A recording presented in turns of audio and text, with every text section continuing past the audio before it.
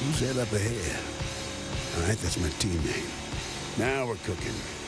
He's been fast all day, and he's gonna help me, right? He owes me for that deal in Daytona. Then again, he had that other deal in Daytona.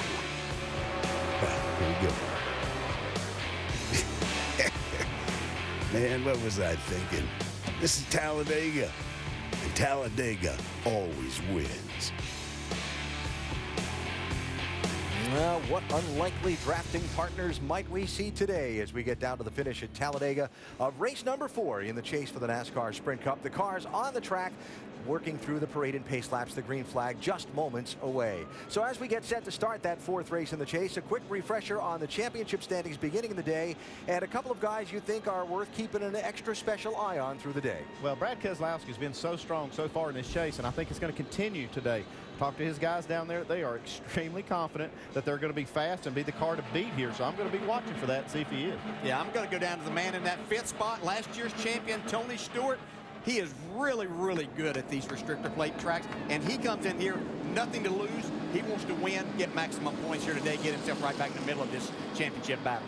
With a wave to his pit crew as he comes by before they come by next at high speed. Speaking of high speed, how about some high definition onboards in the high speed draft? We'll take you right in the middle of the action today with Brad Keselowski with our Dodge on board, Casey Kane from pole position with the Goodyear camera, Denny Hamlin, the fresh from Florida Gulf Seafood camera, Tony Stewart, the Mobil 1 on board, two-time defending winner of this race, Clint Bowyer's got our 5-hour energy on board, Jeff Gordon, the sprint camera, Jimmy Johnson, he's got the Lowe's on board, and Dale Earnhardt Jr., our in-race reporter, with the Chevy on board. Stories from pit road before the green flag. We go to Jamie Little. Well, Jimmy Johnson hasn't been a fan of restrictor plate races as of late. Why? Well, he hasn't finished better than 20th on the last 5 races. He told me he was dreading Talladega, but his crew chief Chad Knaus is helping him change his attitude, helping him embrace today's race. They have a lot to lose. They're second in points, and today he starts mid-pack. Mike Massaro. Just how much emphasis is Clint Bowyer placing on this afternoon? Well, he says this race could be the championship decider. He sits 4th in the standings, 25 points back, and knows he needs to be stellar and needs others to fail. This track offers that very combination. Today, Clint Bowyer looking to celebrate his own version of Oktoberfest as he seeks his 3rd consecutive fall victory here at Talladega. To Dr. Jerry Punch. You know, Jeff Gordon sits 10th in chase standings, 48 points back. And a lot of folks said, well, his chances of a championship this year are done. But not so, says Gordon. The 6-time Talladega winner told me earlier, I've got the car to get it done today. And if I do and others get involved in the big one, then I gain 25 points. And guess what, guys? I am back in the hunt for some of my best tracks coming up. Vince Welch.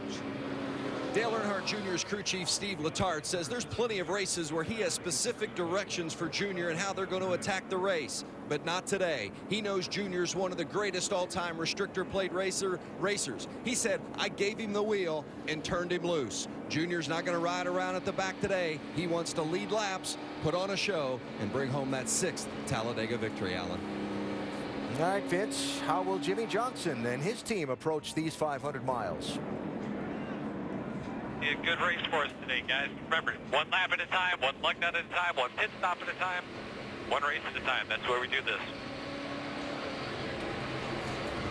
They're about to start that 1 lap at a time. 2 2/3 miles around the track, so the 500 miles takes 188 laps. The pace car on pit road, remember that unique location of the start-finish line at Talladega, past the pit exit down toward turn 1, creates an extra passing opportunity to the always frantic Talladega finish. Will there be the big one? How will it affect the championship? And how many lead changes will we see today at Talladega?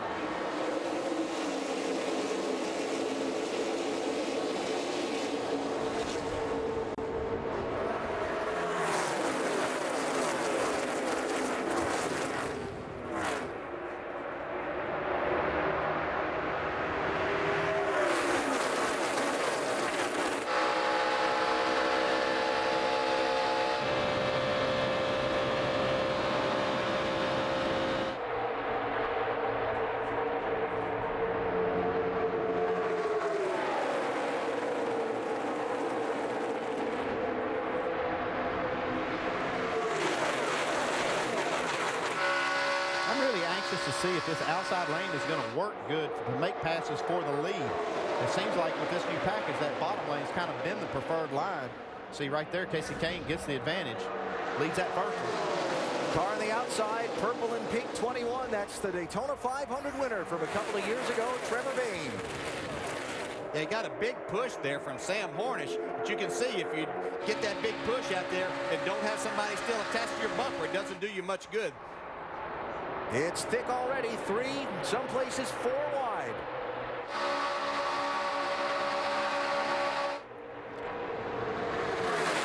As I watched practice on Friday, then talked to a lot of these drivers, they were anticipating big packs, but there are going to be times that they're going to hook up in these 2-car drafts and be able to push by a little bit and get themselves a little bit of breathing room, but they don't want to take the chance of running these cars hot by staying there too long. They're going to have a little margin for that today because it is quite a lot cooler than it was.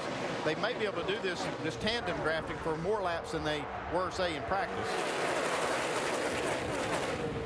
One note while we watch the pack, Denny Hamlin has dropped all the way to the end of this group, playing the conservative strategy already. And remember that yellow line to the inside of the track at this track is out of bounds. You can't go below that line to advance your position. There's Denny Hamlin dropping all the way to the back of the field. Jimmy Johnson also way back in 36th spot. He's dropping to the back of the field.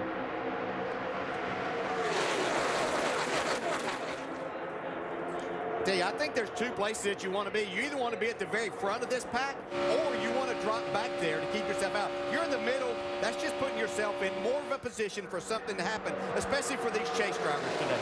I'll tell you the way I've always looked at it, though. If you're back there trying to stay out of a wreck, and the wreck happens, it's more likely it's going to be in front of you if you're at the back, and you're going to have to come through it. I know that the strategy is to maybe be able to come through it slower and be able to avoid the cars and debris, but you're still going to have to come through there. Well, the key is you have to give yourself enough room to make an evasive move or be able to get slowed down enough if that should happen. You can't just run right at the very back of this. You have to give yourself some distance. Kane in the 5. Got Boyer, the 2-time defending winner of this race, behind him in the 15. That's Ryan Newman in the 39. And still Trevor Bayne heading that group in the outside lane, looking for a push in the draft from Sam Hornish in the 22. Obviously, we talk about what could happen with the consequences of something happening for all the chase drivers.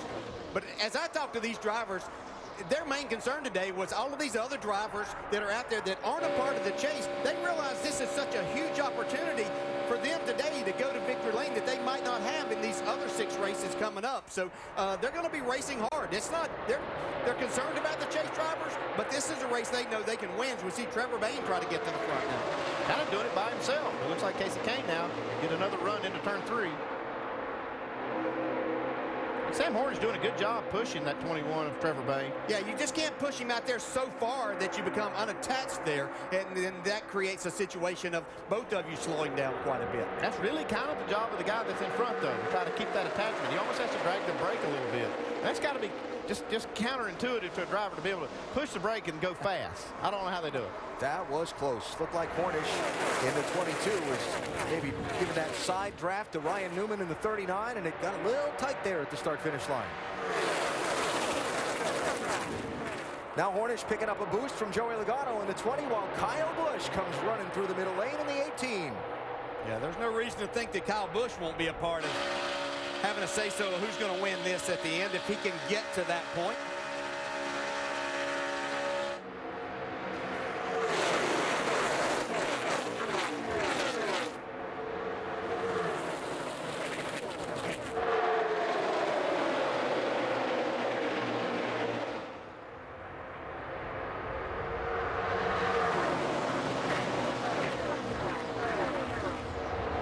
They are going so fast at this racetrack.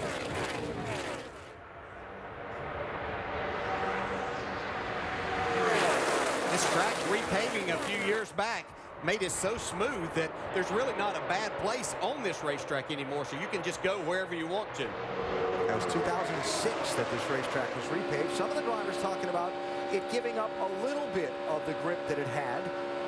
Not enough to really make handling come into play, though. This track's so big, so wide, and the transitions from banking to flat on the straightaway are so gentle. Yeah, but I did hear a number of drivers talk about getting loose on the entry to the corner, especially as they ran in packs and with a car on their bumper. That could create some excitement. Yes, sir. Casey Kane in the 5, started on pole, led all of the laps so far. While he runs up front, Jimmy Johnson and Denny Hamlin have dropped to the back early on, going to play that conservative strategy at Talladega. Our telecast today presented by Pennzoil.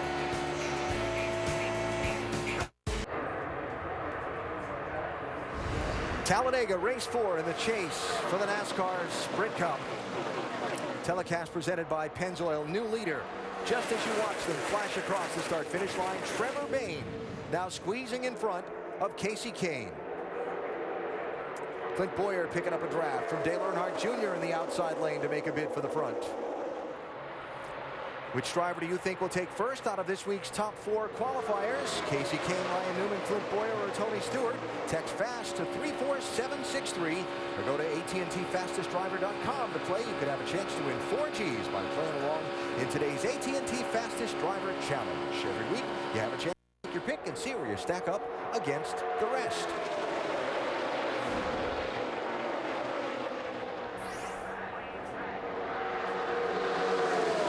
If that were the last lap, that would have been Boyer by a few inches.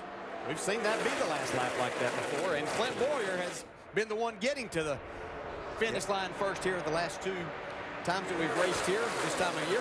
Last year, he and Jeff Burton drafted away from the pack with Burton leading, and Boyer passed him coming through the trioval to get to the checkered flag by just a touch. Now, also in this race a year ago, Denny Hamlin fell back off of the pack so far that he completely lost the draft and ended up getting lapped. Well, he's fallen way back off the pack again. Yeah, when we talk about hanging out at the back, this is a little further back than what I think you should do. Now, Denny Hamlin can run his own race, but he's kind of lost touch as we see Junior go to the lead now with the help of Kyle Busch. Yeah, I said I was watching that outside lane to see if they could make passes. That's the passes that we've been seeing here from the outside. Go Junior to the lead. Yeah, and that's been something that's been missing the last couple of races here. I talked to some drivers about that. They couldn't really help me understand why that was happening, but they felt like in practice that it may open up here in the race. So while Dale Jr. goes to the point, we again look back and see how far behind Denny Hamlin has fallen, Jamie. He really has, and I spoke to Darian Grubb, his crew chief, this morning, and he told me their plan was to push forward early since they started 23rd. Obviously, Denny Hamlin is on his own agenda, trying to avoid everything up ahead of him. He doesn't want to take any risks, but this wasn't exactly the plan going in. It looks like he started out easy and slacked up where he is now. He's still losing ground. I'm telling you, they're way back there. Well, I'll assure you, if something happens, he will be able to avoid it where he's at. But I think they're in a dangerous situation. We have seen a lot of these races recently go caution-free for quite a while, and he's losing pace at a second to 2 seconds a lap.